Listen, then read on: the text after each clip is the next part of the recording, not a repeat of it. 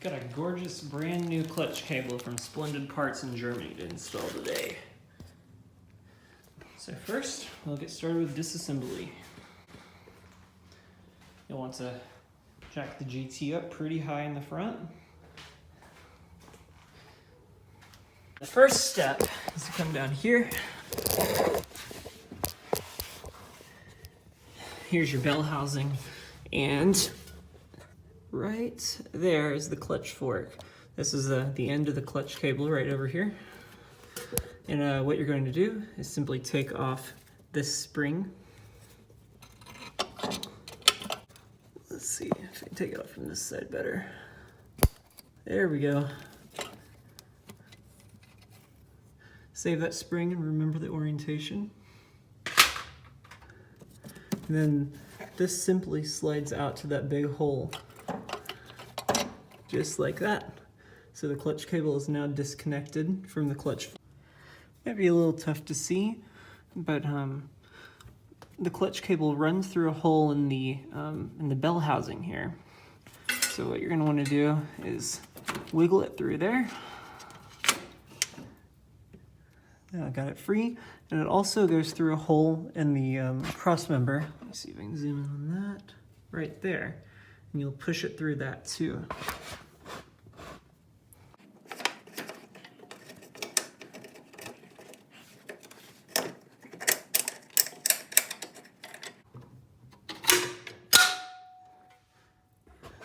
All right, there we go. Now we'll go back on to the top of the car. So now the clutch, this is the clutch cable here, runs from it inside the car, and it goes down to this bracket here that also has the headlight cable in it.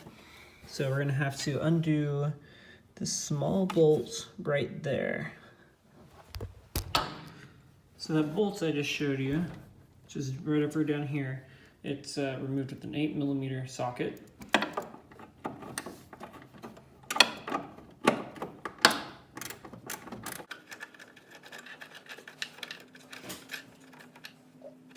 Alright, so there's that removed. Be a good time to clean these up.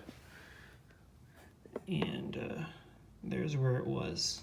So now the clutch cable is completely free on this side, so now we need to take it off on the inside. So now we're going to want to take off these C-clips right here. These are a common break point on the Opel GT, so always make sure you have an extra on here, or you can get the upgraded clutch cable like I have that I'm putting on now. So to get those off, I usually just use a flathead screwdriver.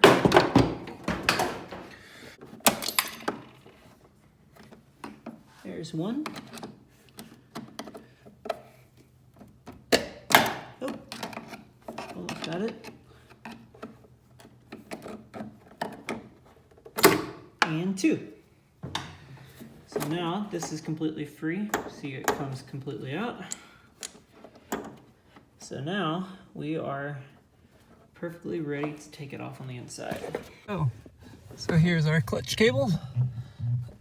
Right way up, there we go. It's a little hook at the end of the clutch pedal. Just grab in there. Okay, so I fought with this for a little bit. Let me see if I can get in here. So, find the pedal, there we go. So here's the trick. So you tilt the back of it upward to get over the hook.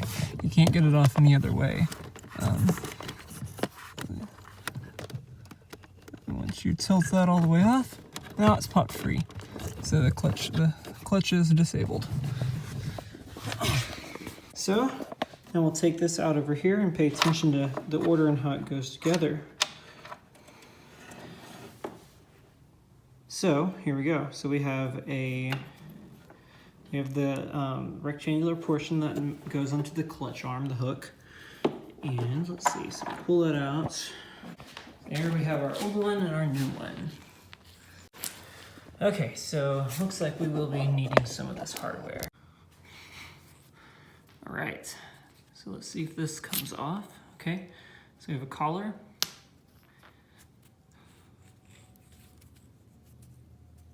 We have a washer. We have a rubber bushing. There we go. A rubber bushing.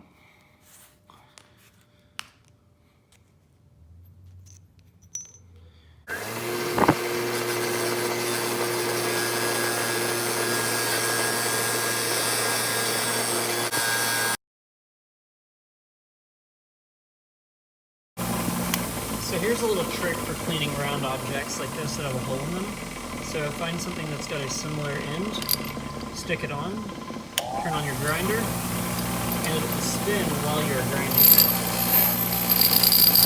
So everything's looking a little cleaner. This bushing shined up really nicely. I noticed something about it when I was cleaning it up. See, it has a different size inside. So when you go to put this together, it's pretty obvious, but just in case. So the thick end, as opposed to the thin end, goes to the outside. It can only go on one way, so you're not going to mess this up. So it has to go on this way. You try and put it on this direction, or this direction, I guess. It's not going to go. So don't worry about that. But that's just a neat little machining thing I noticed.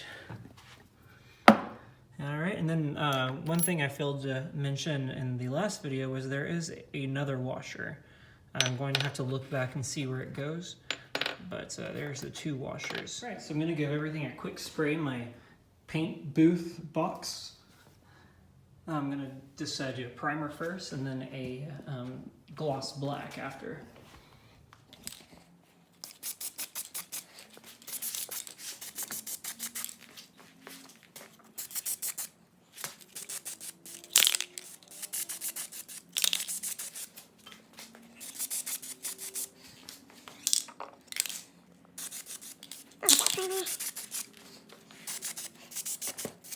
Now I'm going to go over with a gloss black.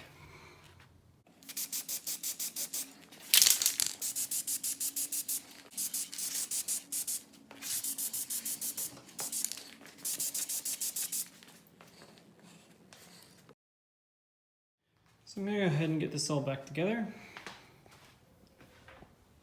So first we're going to put on our bushing. Putting it on very carefully because the paint's a little wet still.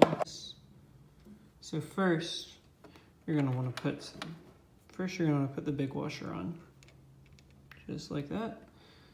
And then you'll put the washer with the larger hole in it and the bushing on this direction.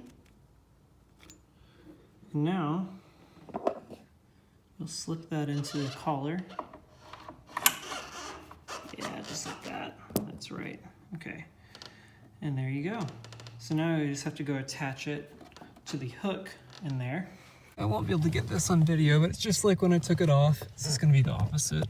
I kind of put a small bend in the cable to kind of help it go on.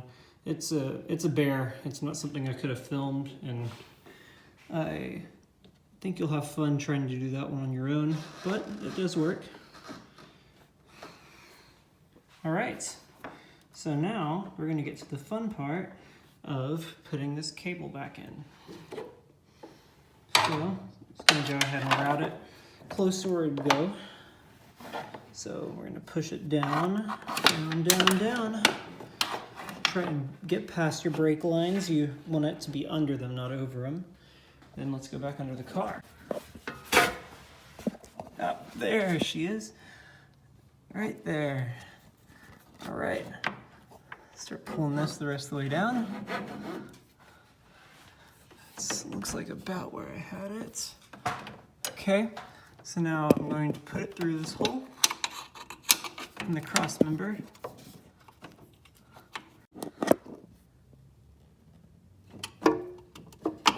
Almost there. There we go. Okay, so it's all the way through. All right, okay, so we have to get the cable through that hole right there in the bell housing. This is the tough part, if I remember. Last time I did something similar to this. Because we have to get the rubber part through too.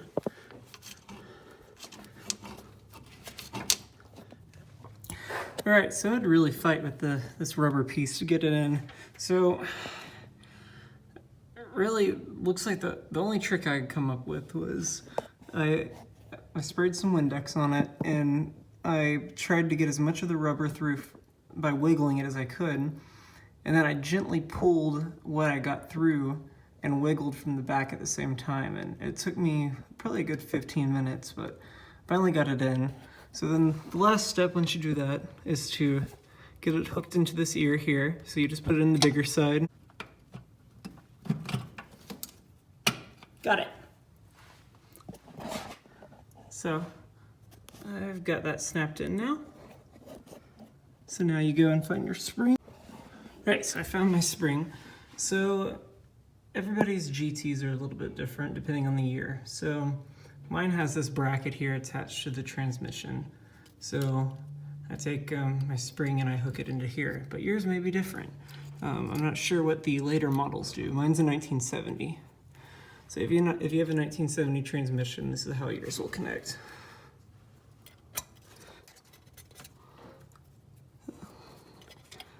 There we go. Got to head onto the clutch ear, clutch fork, and we're all set down here. Okay, so now we got everything in. So where does this guy go that's on your clutch cable? So if you remember, it has to go through the cross member. So this is something that helps space the cable from the cross member. So we're gonna wanna push that guy way down, since he didn't stay where he was supposed to be. All right, so now we're gonna put that in this hole. Protects so this is actually just protecting the clutch cable. It's not quite big enough to space it, obviously, but it keeps it from rubbing against the metal and tearing through. So that definitely needs to be there. So as you can see, it's through on both sides, so we're all set. Okay, so now we're gonna get on to adjustment procedure. So do you ever see on the forum anybody referring to a ball stud on the bell housing? It's over here on the passenger side. You can see, there she is right there. So this adjusts the clutch fork inside the bell housing. So you undo that, that nut there, and then you turn the stud itself with, I think, kind of like an 8mm wrench. A stubby one will definitely help you get in that small of an area. And that's how you do the rough adjustment of the clutch. But if you've already had one in there and it was fine, you probably won't have to touch that. But if you search clutch adjustment on the forum, the Opel GT forum, more info on that will come up. So this is where your your fine adjustment is. As you can see, it has some splines on it. So we're going to go get my new mount kit from Splendid Parts. It's a little clamshell with a little clippy clip. But for most of you guys that don't have this kit, you're going to use your E-clips that we took off earlier. So you'll just take one of these, actually do two for safety because they do break regularly. And you'll slip it onto the splines and knock it on. So you just pull this in and out until you get the pedal where you like it. So first we're going to take this piece. This is the part that holds the clutch cable. So you're going to put that on the clutch cable first. Now you're going to line that up with the existing hole. Okay. And you're going to take the part that holds the headlight cable, this corrugated one right here. And that goes on top, and the bolt goes through this one, just like that. Then it goes through the bottom one at the same time. So here's a better image of how this goes. So this little guy goes onto the headlight cable, and this here, the clutch cable, gets the other end. You can see I've got it bolted in down there. So now I just have to tighten it.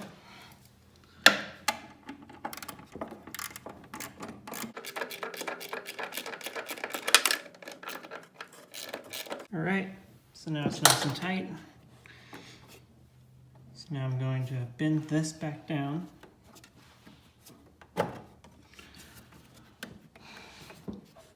So now the headlight cable won't be going anywhere.